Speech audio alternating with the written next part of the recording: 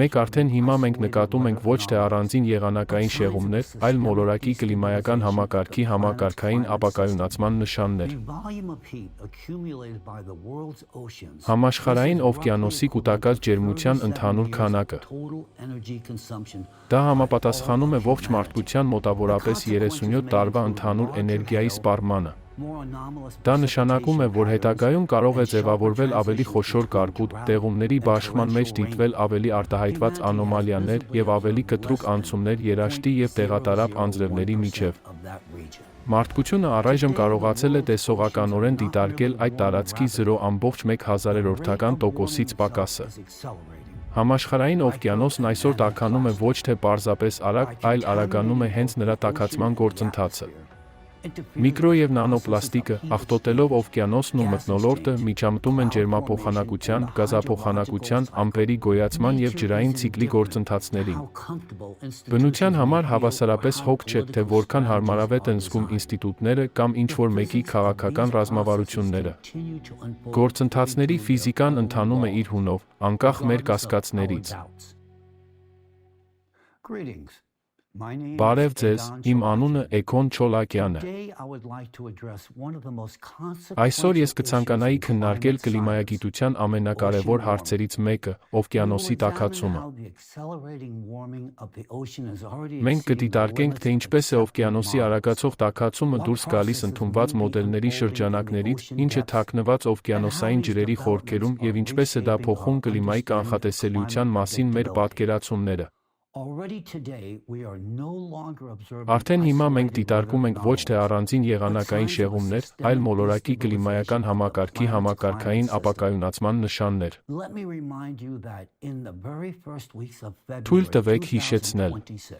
Արդեն 2026 թվականի փետրվարի առաջին շաբաթներին Համաշխարհային օդերևութաբանական կազմակերպությունը ստիպված եղավ պաշտոնապես հայտարարել, որ տարվա սկիզբը նշանավորվել է ծայրահեղ շոգով, ցրտով, տեղումներով և հրդեհներով։ 2026 թվականի հունվարը զբաղեցրեց 5-րդ տեղը, որպես դիտարկումների ամբողջ պատմության մեջ ամենատաք հունվարներից մեկը։ Սակայն միևնույն ժամանակ Եվրոպան ապրեց 2010 թվականից ի վեր ամենացուրտ հունվարը։ Կլիմայական համակարգի ֆիզիկային չտիրապետող մարդուն դա կարող է հակասական թվալ։ Սակայն իրականում սա դրա ապակայունացման նշաններից մեկն է։ Երբ կլիմայական համակարգը դուրս է գալիս հավասարակշռությունից, դա չի նշանակում, որ պարզապես ամենուր միատեսակ տաքանում է։ Դա նշանակում է, որ սկսում են խախտվել ջերմության, խոնավության և օդային զանգվածների բաշխման սովորական մեխանիզմները։ Խախտվում է շիթային հոսանքների վարքագիծը։ Թուլանում և դեֆորմացվում է բևեռային մրրկահողմը։ Սառը արկտիկական օդը տեղաշարժվում է հեռու դեպի հարավ, իսկ տաք օդը, ընդհակառակը, տեղափոխվում է այնտեղ, որտեղ նախկինում չի եղել։ Հենց դրա պատճառով է, որ ջերմության ընդհանուր կուտակման ֆոնին մոլորակը սկսում է արտադրել ոչ միայն շոգի ալիքներ, այլև ծայրահեղ ցրտի ալիքներ։ Եվ դա արդեն տեղի է ունենում։ Հյուսիսային կիսագնդում 2026 թվականի սկզբին ցրտի ներխուժումները պատեցին Եվրոպան և Հյուսիսային Ամերիկան։ Եվրոպան բախվեց փոթորիկների, ուժեղ տեղումների, հզոր քամիների և բարձր ալիքների շարքի հետ, Իռլանդիայից և Մեծ Բրիտանիայից մինչև Պորտուգալիա, Իսպանիա և ամբողջ միջերկրական ծով։ Միևնույն ժամանակ հարավային կիսագնդում գրանցվում էր ռեկորդային շոգ, որը սնուցեց լայնածավալ հրդեհները Ավստրալիայում, Չիլիում և Պատագոնիայում։ Հարավ-արևելյան Աֆրիկայում հորդառատ անձրևները աղետալի ջրհեղեղներ առաջացրեցին, հատկապես Մոզամբիկում։ Այնտեղ ջրհեղեղներից տուժել է առնվազն 600,000 մարդ, 100,000-ավոր մարդիկ ստիպված են եղել լքել իրենց տները, մոտ 30,000 տուն ավերվել կամ լրջորեն վնասվել է։ Այս բնական աղետները տեղի են ունենում աշխարհի տարբեր ծայրերում, սակայն կլիմայական համակարգը դրանք կապում է մեկ ընդհանուր գործընթացի հետ՝ օվկիանոսի անոմալ տաքացման հետ։ Հենց անորմալ կերպով տաքացած օվկիանոսն է ավելի ու ավելի հաճախ մթնոլորտ փոխանցում ավելցուկային էներգիա և խոնավություն, որից հետո սկսում են ձևավորվել փոթորիկներ, հորդառատ անձրևներ, շոգի և ցրտի ալիքներ։ Սակայն կարևոր է հասկանալ. օվկիանոսը տաքանում և փոխազդում է մթնոլորտի հետ ոչ ստերիլ պայմաններում, և այս փխրուն համակարգին արդեն միջամտել է մարդածին ծագման ևս մեկ գործոն։ Միկրո և նանոպլաստիկը, աղտոտելով օվկիանոսն ու մթնոլորտը, միջամտում է ջերմափոխանակության, գազափոխանակության, ամպերի գոյացման և ջրային ցիկլի գործընթացներին։ Օդում ջրային գոլորշին ինքնուրույն չի խտանում անձրևի կաթիլների մեջ։ Դրա համար անհրաժեշտ են մասնիկներ, որոնց շուրջ նա կարող է հավաքվել, այսպես կոչված կոնդենսացիայի միջուկներ։ Նորմայում դրանք փոշու, ծովի աղի, մրի և այլ աերոզոլների մասնիկներ են։ Այսօր նանոպլաստիկը նկատելի քանակությամբ առկա է ինչպես օվկիանոսում, այնպես էլ մթնոլորտում, և ժամանակակից հետազոտությունները ցույց են տալիս, որ նման մասնիկները ունակ են ազդելու ամպերի և տեղումների միկրոֆիզիկայի վրա։ Մասնավորապես, ամերիկյան քիմիական ընկերության ամսագրում 2024 թվականին հրապարակված հետազոտությունը ցույց է տալիս, որ մթնոլորտային պլաստիկը կարող է մասնակցել ամպային գործընթացներին և իր ֆիզիկական հատկությունների ուժով կարող է հանդես գալ որպես կոնդենսացիայի պոտենցիալ միջուկներ և սառցագոյացմանը նպաստող մասնիկներ։ Այսինքն, միկրո և նանոպլաստիկն սկսում է անմիջականորեն մասնակցել ամպերի գոյացմանը և խոնավության խտացմանը, ուստի այն բանին, թե կոնկրետ ինչպես, որտեղ և ինչ ինտենսիվությամբ են տեղումներ թափվում։ Դա նշանակում է, որ հետագայում կարող է ձևավորվել ավելի խոշոր կարկուտ, տեղի ունենալ տեղումների բաշխման ավելի արտահայտված անոմալիաներ և ավելի կտրուկ անցումներ երաշտի և հորդառատ անձրևների միջև։ Քանի որ միկրո և նանոպլաստիկի լիցքավորված մասնիկների ազդեցությունը գործնականում հաշվի չի առնվում ժամանակակից կլիմայական մոդելներում, դրանք փաստացի համակարգ են ներմուծում ևս մեկ լրացուցիչ աղմուկային փոփոխական։ Արդյունքում դրանք կարող են մեծացնել ինչպես կարճաժամկետ եղանակի կանխատեսումների, այնպես էլ երկարաժամկետ կլիմայական հաշվարկների անջշտությունը։ Սակայն պլաստիկի ազդեցությունը չի սահմանափակվում միայն մթնոլորտով։ Օվկիանոսն ու մթնոլորտը միասին կազմում են միասնական կլիմայական համակարգ։ Ջուրն օժտված է ջերմության հսկայական քանակություն կուտակելու յուրահատուկ հատկությամբ, աստիճանաբար բարձրացնելով իր ջերմաստիճանը։ Օվկիանոսի ջրի 10 մետրանոց շերտը կարող է ավելի շատ ջերմություն կլանել, քան երկրի ամբողջ մթնոլորտը։ Ցերեկը օվկիանոսը կլանում է ջերմությունը, իսկ գիշերը այն վերադարձնում մթնոլորտ, մեղմելով օդի ջերմաստիճանի տատանումները և գործելով որպես բնական կլիմայական կոնդիցիոներ։ Բացի այդ, օվկիանոսը ջերմություն է հեռացնում լիթոսֆերային թիթեղներից և այն վերադարձնում մթնոլորտ։ Լուրջ հիմքեր կան ենթադրելու, որ օվկիանոսի միկրո և նանոպլաստիկով լայնածավալ աղտոտումը սկսում է խաթարել ջերմակարգավորման այս նուրբ համակարգը։ Առկա տվյալների համաձայն, նանոպլաստիկի մասնիկները կենտրոնանում են օվկիանոսի առնվազն 3 հիմնական շերտերում՝ օվկիանոսի մակերևութային շերտում, հատակամերձ շերտերում և թերմոկլինի գոտում, որտեղ ջրի ջերմաստիճանը և խտությունը կտրուկ փոխվում են։ Մակերեսային լիցք ունեցող պլաստիկի մասնիկները ունակ են փոխազդելու ջրի մոլեկուլների հետ ջրածնային կապերի մակարդակով։ Արդյունքում կարող են փոխվել ծովի ջրի ֆիզիկաքիմիական հատկությունները, դանդաղել ջերմության փոխանցումը մթնոլորտ և ձևավորվել ջերմության կուտակման գոտիներ օվկիանոսի հաստույթում։ Եվ ահա մենք մոտենում ենք սկզբունքորեն կարևոր մի հարցի։ Այո, մեր գնահատականներով, միկրո և նանոպլաստիկն իսկապես լուրջ ազդեցություն է գործում համաշխարհային օվկիանոսի ջերմային ռեժիմի վրա։ Այո, այն ունակ է խաթարել ջերմափոխանակությունը, փոխել ջրի հատկությունները, խոչընդոտել օվկիանոսի և մթնոլորտի միջև գազափոխանակությանը, ազդել ամպերի ձևավորման և հիդրոլոգիական ցիկլի վրա։ Սակայն, այս գործոնի ողջ լրջությամբ հանդերձ, պետք է հստակ հասկանալ, միկրո և նանոպլաստիկը ջերմության աղբյուր չէ։ Այն միայն խաթարում է դրա հեռացման բնական մեխանիզմը։ Այստեղ առաջանում է գլխավոր հարցը. եթե միկրո և նանոպլաստիկը ջերմություն չի գեներացնում, ապա ո՞րն է այն լրացուցիչ ջերմության աղբյուրը, որն այսօր արձանագրվում է օվկիանոսում։ Օվկիանոսի տաքացումը։ Այս հարցին պատասխանելու համար թույլ տվեք անդրադառնալ փաստերին։ Համաշխարհային օվկիանոսն այսօր տաքանում է ոչ միայն արագ, այլև արագանում է հենց տաքացման գործընթացը։ 2024-2025 թվականների նոր հետազոտությունները ցույց են տալիս, որ օվկիանոսի ջերմաստիճանի աճն այլևս չի կարելի նկարագրել որպես կայուն և դանդաղ ընթացք։ Տաքացման արագությունն ինքնին մեծանում է։ Իտալացի գիտնականների հետազոտության համաձայն, որը հրապարակվել է 2024 թվականին Nature Communications ամսագրում, 1961-2022 թվականներին օվկիանոսը հետևողականորեն կուտակել է ջերմության ավելի ու ավելի մեծ քանակություն, ընդ որում այդ գործընթացի արագացումը վիճակագրորեն նշանակալի է։ Ռեդինգի համալսարանի գիտնականների 2025 թվականին անցկացված մեկ այլ հետազոտություն ցույց է տվել, որ օվկիանոսի մակերևույթն այժմ տաքանում է մոտ 4,5 անգամ ավելի արագ, քան 1980 ականների վերջին։ Եթե այն ժամանակ արագությունը կազմում էր մոտ 0,6 Ցելսիուսի աստիճան տասնամյակում, ապա այժմ այն հասնում է մոտ 0,27 աստիճանի։ Ավանդաբար այս տաքացումը բացատրվում է ջերմոցային գազերի մարդածին արտանետումներով։ Սակայն վերջին տարիներին տաքացման տեմպերն ավելի ու ավելի հաճախ են գերազանցում գոյություն ունեցող կլիմայական մոդելների վրա հիմնված սպասումները։ Ուստի առանձնահատուկ կարևոր է, որ գիտնականներն իրենք սկսել են ուղղակիորեն մատնանշել դա։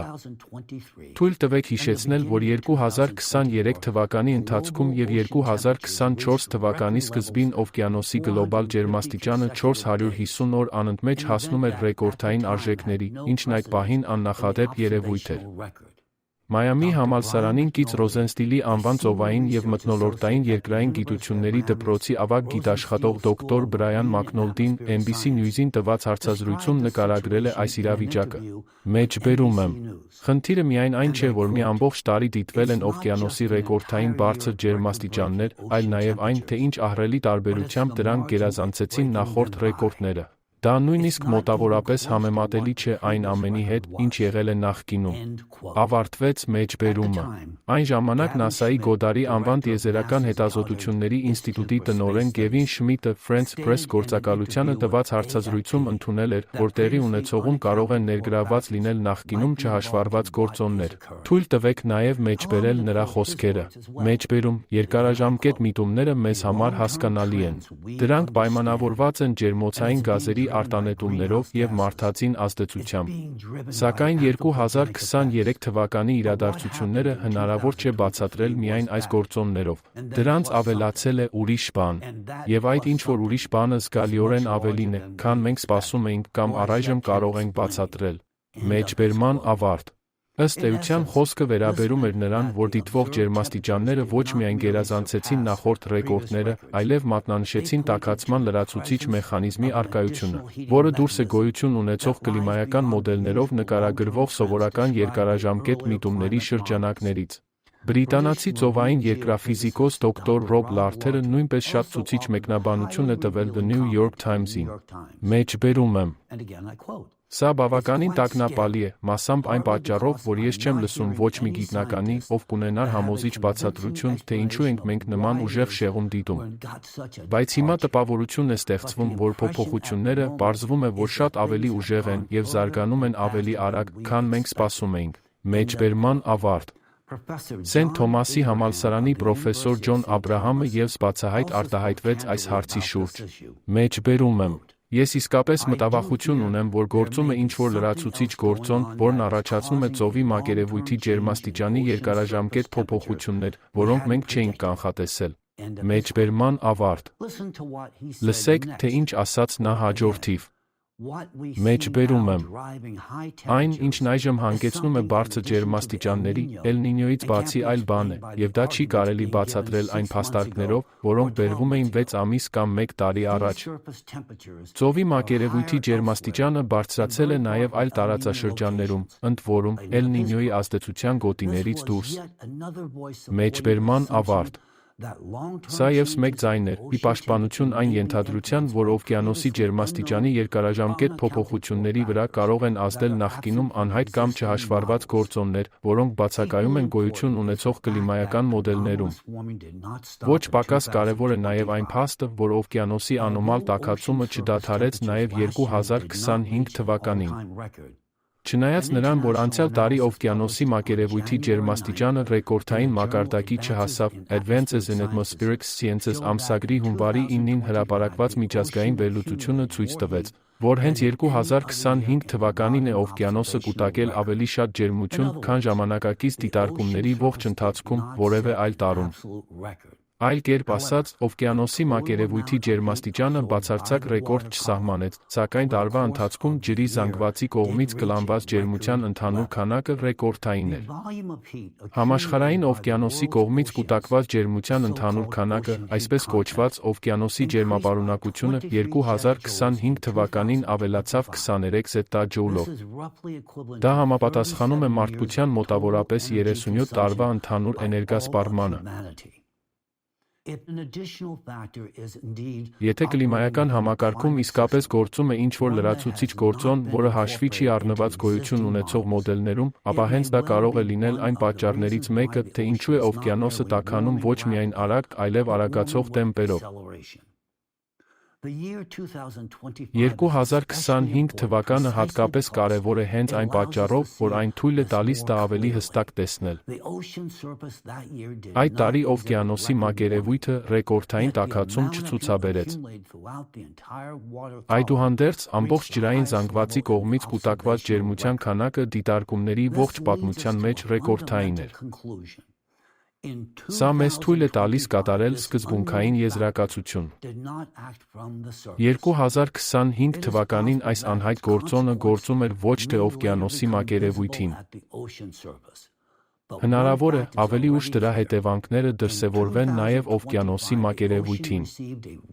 Սակայն արդեն ակնհայտ է, 2025 թվականին օվկիանոսը մուտք գործել լրացուցիչ ջերմության ռեկորդային քանակ։ Այստեղ հարցը չափազանց սրվում է։ Կրկնեմ, եթե միկրո և նանոպլաստիկն ի վիճակի է միայն պահել ջերմությունը, խախտելով դրա բնական հեռացումը, բայց ինքը ջերմություն չի արտադրում, ապա որտեղից է առաջանում օվկիանոսի այս լրացուցիչ տաքացումը։ Այս հարցը պարզելու համար եկեք իջնենք օվկիանոսի խորքերը։ Վերջին հետազոտությունները ցույց են տալիս, որ տաքացումը տեղի է ունենում ոչ միայն մակերևույթին, այլև օվկիանոսի հատակամերձ շերտերում։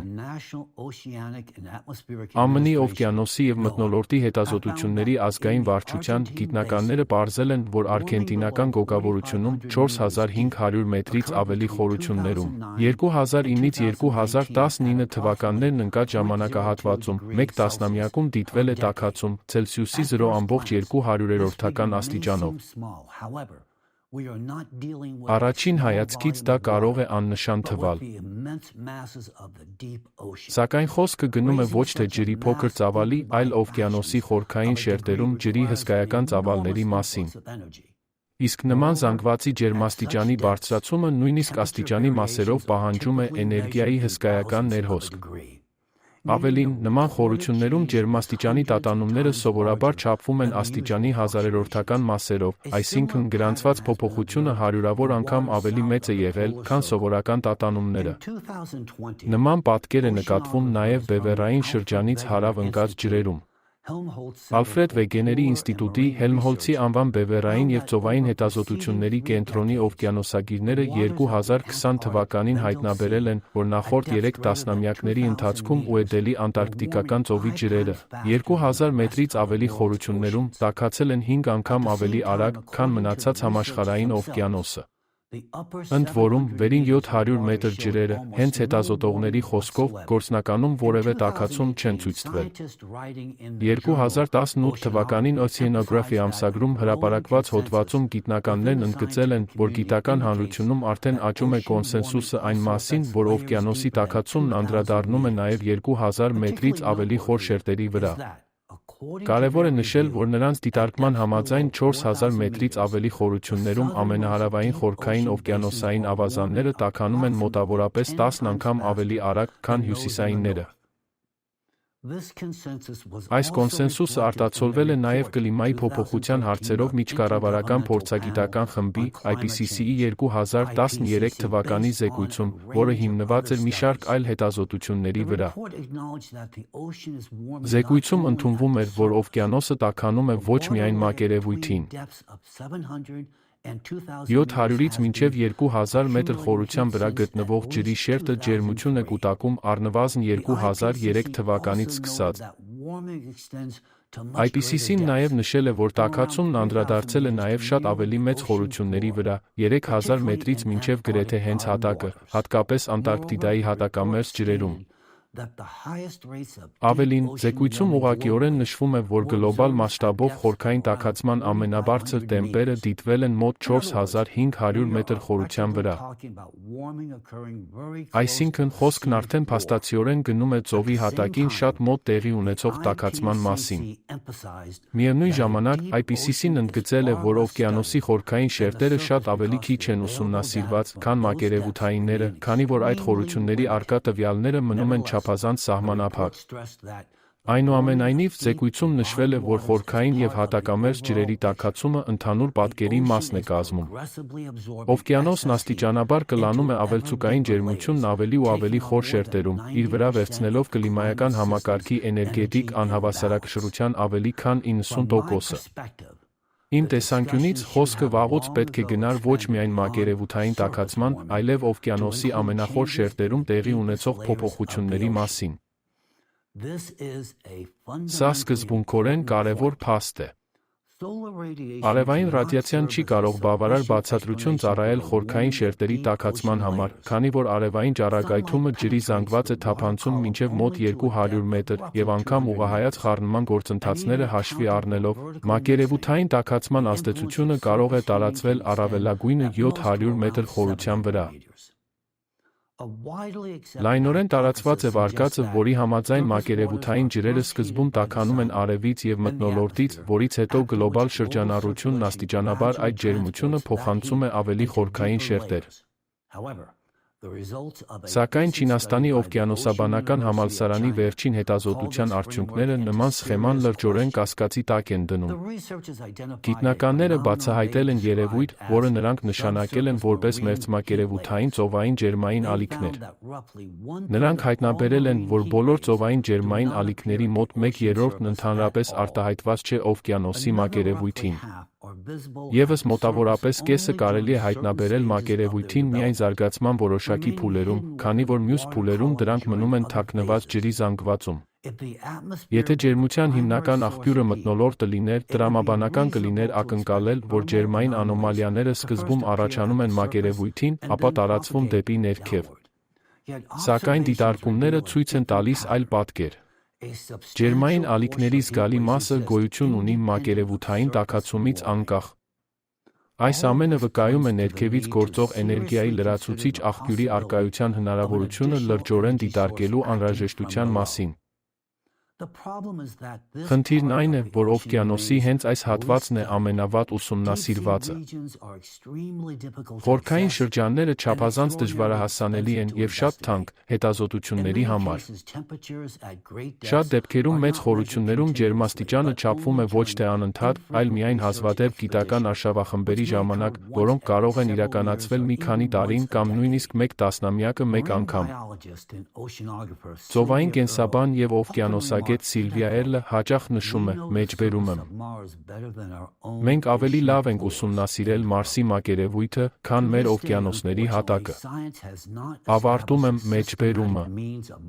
Ցավոք, մինչ օրս գիտությունն իր առջև խնդիր չի դնում կանոնավոր կերպով մշտադիտարկել անմիջապես օվկիանոսի հատակին տեղի ունեցող փոփոխությունները։ Ստանդարտ Argo բույերը սովորաբար աշխատում են միայն մոտ 2000 մետր խորություններում, մինչդեռ օվկիանոսի միջին խորությունը զգալիորեն ավելի մեծ է, իսկ մեր քննարկման համար առանցքային գործընթացները կարող են տեղի ունենալ անմիջապես հատակին։ 2025 թվականի մայիսին լույս տեսավ Ocean Discovery League-ի հետազոտողների հոդվածը, նվիրված օվկիանոսի խորությունների մասին մեր տեղեկացված չլինելուն։ Հոդվածում նշվում է, որ չնայած 200 մետրից ավելի խորություն ունեցող օվկիանոսի տարածքը զբաղեցնում է մոլորակի ողջ մակերևույթի մոտ 66%-ը, մարդկությունը մինչ այժմ կարողացել է տեսողականորեն դիտարկել այդ տարածքի 0.1%-ից էլ պակաս մասը։ Դա Բելգիայի տարածքի մոտ 1/10-ին հավասար տարածք է։ Ցավոք, սա նշանակում է մի շատ կարևոր բան։ Մենք մինչ օրս օվկիանոսի հատակը դիտարկում ենք ոչ թե որպես անընդհատ դիտարկվող համակարգ, այլ որպես հսկայական մութ տարածք, որը միայն երբեմն է լուսավորվում լապտերի ճառագայթով։ Այժմ էկրանին տեսնում եք 1958-ից 2024 թվականներն ընկած ժամանակահատվածում խորջրյա սուզումների ակտիվության քարտեզը, որը վերցված է իմ ավելի վաղ հիշատակած հոդվածից։ Մոխրագույն հենքի վրա դեղինից մանուշակագույն երանգներով նշված է ծովային հետազոտական ապարատների խորջրյա սուզումների քանակը յուրաքանչյուր 250 քառակուսի կիլոմետրի հաշվարկով, այլ ոչ թե իրականում դիտարկվող տարածքի վրա։ Ծովի հատակում իրականում դիտարկված տարածքը չափազանց փոքր է, նման մասշտաբով քարտեզի վրա այն պատկերելու համար։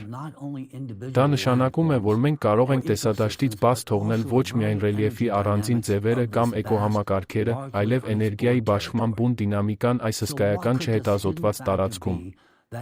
Այսպիսով, ո՞րն է այն թաքնված գործոնը, որը ջերմությունն է ավելացնում օվկիանոսին ներքևից։ Օվկիանոսագիտության մեջ այս գործոնը վաղուց հայտնի է։ Դա երկրաջերմային ջերմությունն է, այսինքն ջերմությունը, որը օվկիանոսը ներթափանցում օվկիանոսային կեղևի միջով, երկրի ընթերքից։ Օվկիանոսի հատակը պարզապես սառը սահման չէ։ Շատ վայրերում դա ակտիվ երկրաբանական միջավայր է, որի միջոցով էներգիան անընդհատ փոխանցվում է ջրին։ Հենց օվկիանոսի հատակին, որի մասին այդքան քիչ բան գիտենք, կենտրոնացած են մեր կողմից դեռևս չուսումնասիրված հսկայական քանակությամբ երկրաբանական կառուցվածքներ, ստորջրյա հրաբուխներ, տեկտոնական ճեղքվածքներ, միջինօվկիանոսային լեռնաշղթաներ և հիդրոթերմալ աղբյուրներ։ Դա մեր մոլորակի մի հսկայական մասն է, որը թաքնված է ջրի տակ։ Ակտիվ հրաբխային և տեկտոնական պրոցեսների այս գոտիներում երկրաջերմային հոսքն առավել բարձր է։ Ավանդաբար համարվում էր, որ երկրաջերմային հոսքը չափազանց փոքր է արեգակնային էներգիայի համեմատ, օվկիանոսի ընդհանուր տաքացման վրա նկատելի ազդեցություն ունենալու համար, և, հետևաբար, երկրի ընթերքից եկող ջերմությունը հաճախ դիտարկվում էր որպես երկրորդական և գրեթե հաստատուն ֆոնային գործոն։ Այնուամենայնիվ, թույլ տվեք պարզաբանել մի շատ կարևոր կետ։ Երկրի ընթերքից օվկիանոսի հատակով եկող ջերմությունը շատ ավելի նշանակալի դեր է խաղում խորքային գործընթացների ձևավորման գործում, քան սովորաբար ընդունված էր համարել, նույնիսկ եթե գլոբալ մակարդակում մենք ավելի հաճախ խոսում ենք մարդածին տաքացման մասին։ Օրինակ, երկրաջերմային ջերմության հոսքը հաշվի առնող թվային մոդելավորումը ցույց է տալիս, որ Անտարկտիդայի մոտակայքում սառը հատակամերձ ջրի շրջապտույտը մոտ 33%-ով ավելի ինտենսիվ է դառնում, համեմատած այն մոդելների հետ, որոնցում ծովի հատակի տաքացումը հաշվի չի առնվում։ Թվային փորձերը ցույց են տալիս, որ նույնիսկ իրատեսական, բավականին թույլ տաքացումը ներքևից կարող է բարձրացնել հատակամերձ ջրերի ջերմաստիճանը մինչև 0.4 աստիճանով և զգալիորեն փոխել ջերմային ռեժիմը օվկիանոսի ամենախոր շերտերում։ Քանի որ ավելի տաք ջուրն ունի ավելի ցածր խտություն, նման տաքացումը նվազեցնում է օվկիանոսի շերտավորման կայունությունը և կարող է նկատելիորեն ազդել խորքային սառը ջրերի շրջապտույտի բնույթի վրա։ Եվ սա մենք հիմա խոսում ենք միայն այն հաշվարկների մասին, որոնք օգտագործում են երկրաջերմային ջերմության հոսքի ֆոնային արժեքները, որոնք համարվում են ժամանակի մեջ հաստատուն։ Եկեք մտածենք, կարող է արդյոք այս ջերմային հոսքը փոխվել, մասնավորապես մեծանալ ինչ-ինչ պատճառներով։ Իմ մշտական հանդիսատեսի համար պատասխանը պետք է ակնհայտ լինի։ AIO։ Երբ խոսքը վերաբերում է տեկտոնական ակտիվությանը, մագմատիկ պրոցեսներին, ստորջրյա հրաբխականությանը և հիդրոթերմալ համակարգերին, ինչպես նաև մագմայի բարձրացմանը դեպի օվկիանոսային կեղևի մակերևույթ, երկրի ընթերքից ընդհանուր ջերմային հոսքն իսկապես կարող է ուժեղանալ։ Սա հատկապես արդիական է դառնում, եթե հիշենք, որ այժմ երկիրն ապրում է ուժեղացված գեոդինամիկ ակտիվության շրջան, ինչի մասին ես արդեն մանրամասնորեն պատմել եմ իմ նախորդ ուղերձներում։ Նման գեոդինամիկ ակտիվության ժամանակաշրջաններում կարող է մեծանալ նաև օվկիանոսի հատակից եկող ջերմային հոսքը։ Ընդ որում, դա տեղի է ունենում մի քանի մեխանիզմների միջոցով։ 15 Նախ ջերմության ներհոսքն ուժեղանում է օվկիանոսային ընթերքի միջով։ Երբ ավելի տաք մագմատիկ զանգվածները մոտենում են դրա հիմքին, մեծանում է ջերմության փոխանցումը դեպի վեր, ընթերքի խորքից դեպի հատակային ապարներ, ապա նաև դեպի հատակամերձ ջրեր։ Այսինքն, հատակը սկսում է գործել որպես ավելի տաքացած մակերևույթ, որի միջոցով օվկիանոս անընդհատ ներհոսում է լրացուցիչ ջերմային էներգիա։ Երկրորդ, ներքին տաքացման ուժեղացումը ուղեկցվում է սեյսմիկ ակտիվության աճով։ Սա առանձին երկրաշարժերի պարզ շղթա չէ։ Սա նշան է, որ մոլորակի խորքերում մեծանում է էներգիայի և լարումների վերաբաշխումը, որ ընթերքն ու վերին թիկնոցն անցնում են ավելի շարժուն վիճակի։ Արդյունքում ակտիվանում են խզվածքները, միջօվկիանոսային լեռնաշղթաների գոտիները, օվկիանոսի հատակի դեֆորմացիայի հատվածները և այլ երկրաբանական կառույցներ, ինչը թույլ է տալիս խորքային ջերմությանը ավելի հեշտությամբ փոխանցվել դեպի վեր։ Սեյսմիկ ակտիվության, ջերմության արտանետումների վրա տեղային ազդեցության օրինակներից մեկը ներկայացվել էր գիտնականների միջազգային խմբի կողմից դեռևս 2004 թվականին։ Նրանք բերեցին մի քանի վառ օրինակներ, երբ ստորջրյա երկրաշարժերի շարքերը ուղեկցվում էին ծովի ջերմաստիճանի կտրուկ և տեղային բարձրացումներով և նույնիսկ օվկիանոսային հոսանքների ժամանակավոր փոփոխություններով։ Նրանց տվյալներով, սկզբում օվկիանոսի հատակում մոտ 10 կիլոմետր խորության վրա տեղի էր ունենում երկրաշարժերի շարք, որը շարունակվում էր մի քանի օր կամ շաբաթ։ Որոշ ժամանակ անց նույն տարածքի վրա արբանյակային քարտեզներում ի հայտ էին գալիս անոմալ տաք ջրի բծեր։ Մի դեպքում Ադրիատիկ ծովում մակերևույթի ջերմաստիճանը բարձրացավ ավելի քան 5 աստիճան Ցելսիուսով, իսկ թուրքական նեղուցների շրջանում 2003 թվականի ամռանը արձանագրվեցին 9 աստիճան Ցելսիուսից բարձր անոմալիաներ։ Նման երևույթները բացատրելու համար հեղինակները առաջ քաշեցին համարձակ վարկած միջուկի և թիկնոցի սահմանում տեղի ունեցող խորքային պրոցեսները տաքացնում են լիթոսֆերայի հիմքը, ուժեղացնում մագմատիզմն ու հիդրոթերմալ արտանետումները օվկիանոսի հատակին, և այդ լրացուցիչ ջերմությունը շաբաթների կամ ամիսների ընթացքում հասնում է մակերևույթ, ջերմային անոմալիաների և օվկիանոսի շրջանառության փոփոխությունների տեսքով։ Այդ հիմքով նրանք ենթադրեցին, որ նման դրվագները կարող են նպաստել որոշ էքստրեմալ երևույթների առաջացմանը, ինչպիսին է անոմալ շոկ ամառը, և հնարավոր է ազդել տաքացման ավելի ընդհանուր միտումների վրա։ Հետագայում նրանց ենթադրությունը հաստատեցին նաև այլ հետազոտողներ։ Օրինակ, 2010 թվականի աշխատությունում ցույց տրվեց բավականին վստահելի կապ երկրաշարժերի և Խաղաղ օվկիանոսի հասարակածային մասում կլիմայական փոփոխականության միջև։ Հետազոտողները վերլուծեցին ավելի քան 30 տարվա դիտարկումները 1973, 2008 թվականները ընկած շրջանում, համադրելով երկու ժամանակային շարք՝ Խաղաղ օվկիանոսում սեյսմիկ ակտիվությունը և արևադարձային կլիմայի տատանումները, ներառյալ Էլ Նինյոյի դրվագները։ Վերլուծությունը ցույց տվեց, որ սեյսմիկ ակտիվության բռնկումները և ընդհանուր սեյսմիկ էներգիայի աճը, որպես կանոն, մոտ 1,5 տարի առաջ էին անցնում Էլ Նինյոյի մաքսիմումներից։ Այսինքն, երկրաշարժերի բնորոշ գագաթնակետերը և Խաղաղ օվկիանոսի տաք փուլի գագաթնակետերը ոչ միայն համընկնում էին, այլև միմյանց նկատմամբ տեղաշարժված էին բավականին կայուն ժամանակային միջակայքով։ Դիտարկումների 30-ամյա ժամանակահատվածում հեղինակները նաև հաստատեցին, որ Խաղաղ օվկիանոսում անջատվող սեյսմիկ էներգիան միջինում մեծացել է մոտավորապես 2 անգամ։ Նմանատիպ վերլուծություն անցկացրեց նաև աշխարհագրական գիտությունների դոկտոր, ֆիզիկական աշխարհագրության և կլիմայի մասնագետ, պրոֆեսոր Արթուր Վիտերիտոն։ Նա համեմատեց երկու ցուցանիշ՝ օվկիանոսի հատակում տեղի ունեցող 4,5 բալից բարձր մագնիտուդով երկրաշարժերի քանակը և մթնոլորտի գլոբալ ջերմաստիճանի փոփոխությունները։ Նրա տվյալների համաձայն 1995 թվականից սկսած միջօվկիանոսային լեռնաշղթաների երկայնքով նման երկրաշարժերի թիվը սկսեց աճել։ Խոսքը վերաբերում է մոտավորապես 60,000 կիլոմետր ընդհանուր երկարությամբ ստորջրյա լեռնաշղթաների գլոբալ համակարգին։ Հենց այնտեղ է ակտիվորեն ձևավորվում նոր օվկիանոսային ընթերքը։ Ինչպես ցույց տվեց Վիտերիտոն, այս գոտիներում սեյսմիկ ակտիվության աճի և գլոբալ ջերմաստիճանի բարձրացման միջև նկատվում է բավականին ուժեղ փոխկապակցվածություն։ Հարաբերակցության գործակիցը գերազանցում է 0,78%-ը։ Նման մասշտաբի կլիմայական տվյալների համար սա համարվում է շատ բարձր արժեք և ցույց է տալիս վիճակագրորեն նշանակալի էական հարաբերակցություն։ Ընդ որում, մթնոլորտի ջերմաստիճանի բարձրացումը տեղի է ունենում ոչ թե միաժամանակ, այլ սեյսմիկության ուժեղացումից մոտ 2 տարվա ուշացմամբ։ Պրոֆեսորի վարկածի համաձայն, այդ փոխկապակցվածությունը կարելի է բացատրել նրանով, որ միջօվկիանոսային լեռնաշղթաների երկայնքով սեյսմիկ և հրաբխային ակտիվության ուժեղացումը մեծացնում է հիդրոթերմալ արտանետումները և լրացուցիչ տաքացնում օվկիանոսի ջուրը։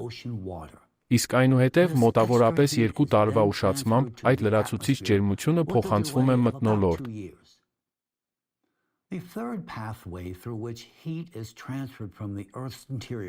Ջերմության փոխանցման երրորդ մեխանիզմը երկրի ընթերքից հրաբխային ակտիվության ուժեղացումն է, ներառյալ ստորջրյա։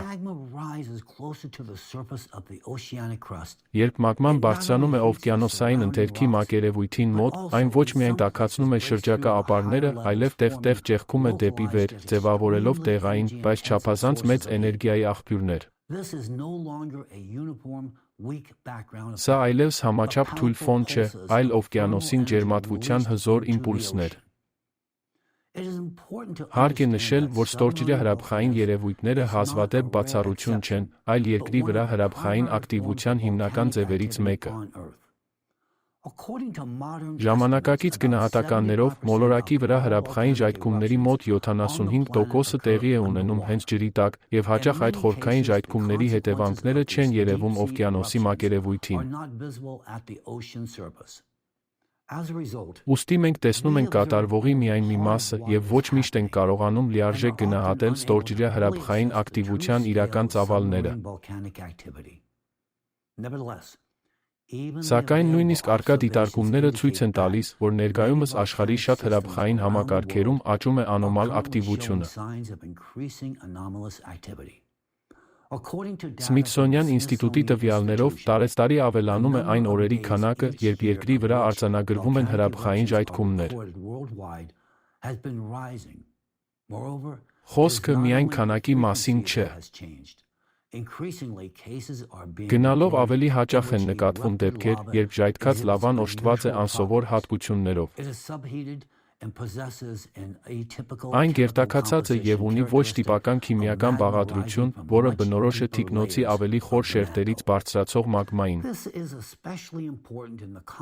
Սա հատկապես կարևոր է մեր քննարկման համատեքստում, քանի որ այդպիսի մագման իր հետ բերում է ավելի շատ խորքային էներգիա։ Եթե նման գործընթացներն ուժեղանում են ոչ միայն ցամաքում, այլև ստորջրյա հրաբխային գոտիներում, ապա դա նշանակում է լրացուցիչ ջերմության ներհոսք դեպի օվկիանոս անմիջապես ներքևից, ապարների տաքացման, մագմայի արտանետումների և օվկիանոսի հատակի ջերմատվության ընդհանուր ուժեղացման միջոցով։ Ջերմության փոխանցման չորրորդ մեխանիզմը երկրի ընթերքից հիդրոթերմալ համակարգերի ակտիվացումն է։ Դրանք, ըստ էության, ջերմափոխանակության բնական ուղիներ են ընթերքի և օվկիանոսի միջև։ Ծովային ջուրը ներթափանցում է տաքացած ապարների շերտ, տաքանում, հարստանում միներալներով և այնուհետև վերադառնում օվկիանոս, տաք հիդրոթերմալ արտանետումների տեսքով։ Եթե երկրի ներքին էներգիան մեծանում է, ապա նման համակարգերը նույնպես սկսում են ավելի ինտենսիվ աշխատել, ջրին ավելի շատ ջերմություն հաղորդելով։ Ի վերջո, կարևոր է հասկանալ գլխավորը։ Երկրադինամիկ ակտիվացման ժամանակաշրջաններում ներքևից օվկիանոս է մատակարարվում, ոչ թե ուղղակի մի քիչ ավելի շատ ջերմություն։ Ուժեղանում է էներգիայի փոխանցման ամբողջ համակարգի աշխատանքը ընթերքից դեպի ջուր։ Մեծանում է ֆոնային ջերմային հոսքը հատակով, ինչպես նաև ջերմության տեղային արտանետումները ճեղքվածքների, հրաբխային և հիդրոթերմալ ակտիվության գոտիներում։ Նման ժամանակաշրջաններում օվկիանոսի հատակը դառնում է ոչ միայն սահման, այլև ջեռուցման առավել ակտիվ աղբյուր։ Ավելին, ակտիվացման փուլերը լինում են տարբեր մասշտաբի։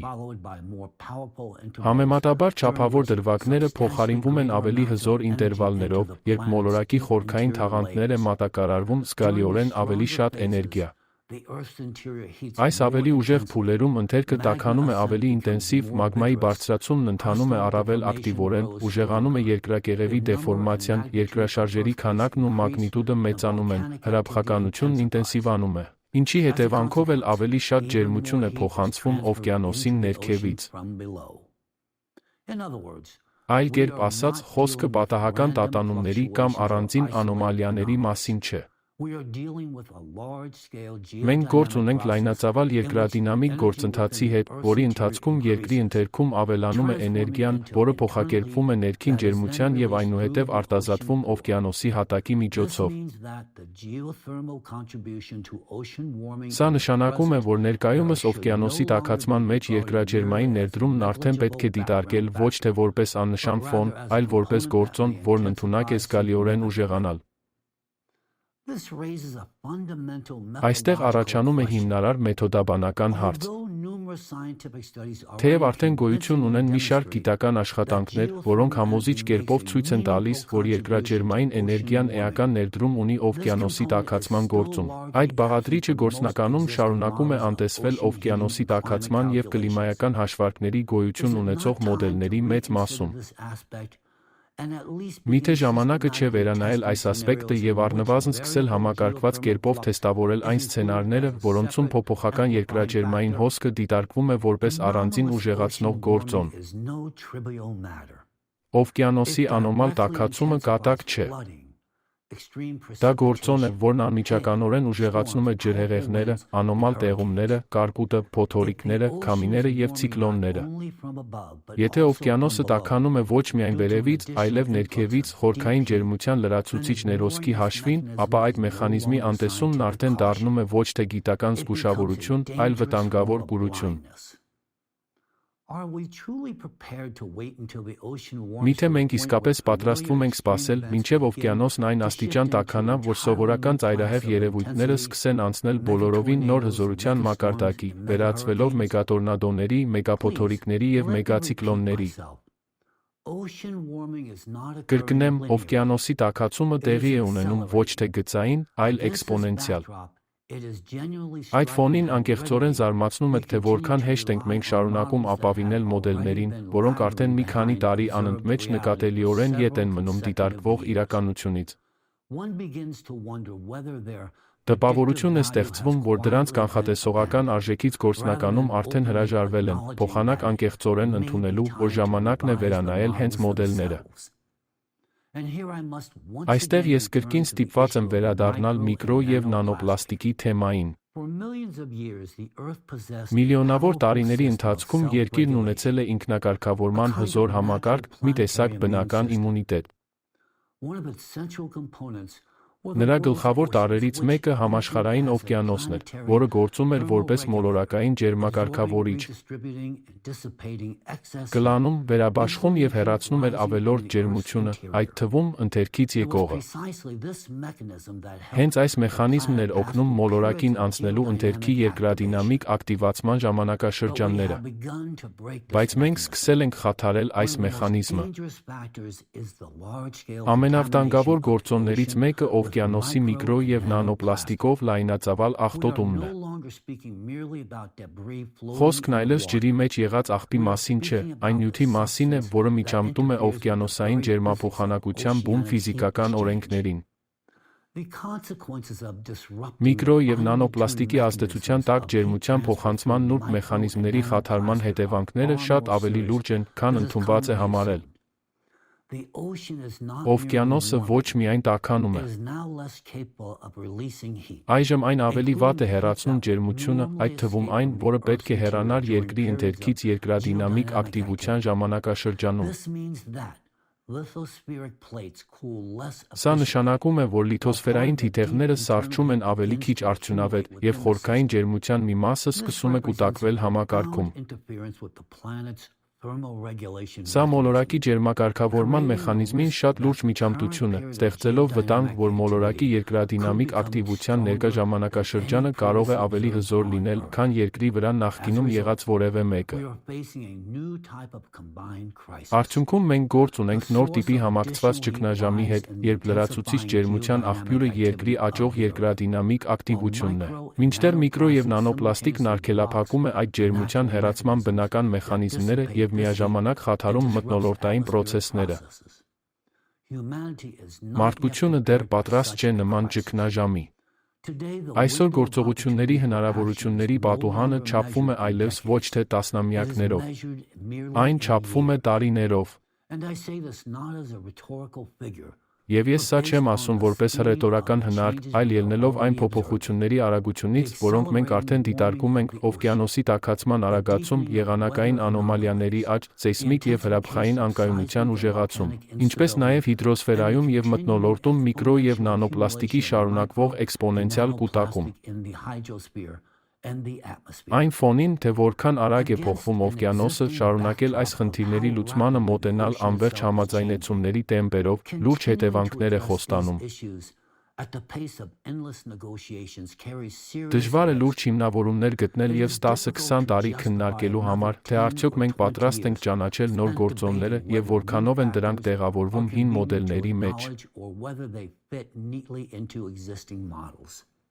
Բնությանը չի հետաքրքրում, թե որքան հարմարավետ են իրենց զգում ինստիտուտները կամ ինչ-որ մեկի քաղաքական ռազմավարությունները։ Պրոցեսների ֆիզիկան ընթանում է իր ճանապարհով, անկախ մեր կասկածներից։ Իրոք, այդ մասին արժե մտածել։ Որովհետև կյանքի համար արժե պայքարել։